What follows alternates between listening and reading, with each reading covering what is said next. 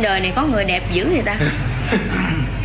Hát đó, cái gì thừa thái quá vậy. hát Đi quá các ơi, tha cho anh đi các ơi. Ở đây thì nói thế thôi. Đối trong này cắp rừng là đẹp nhất rồi. Chả tin.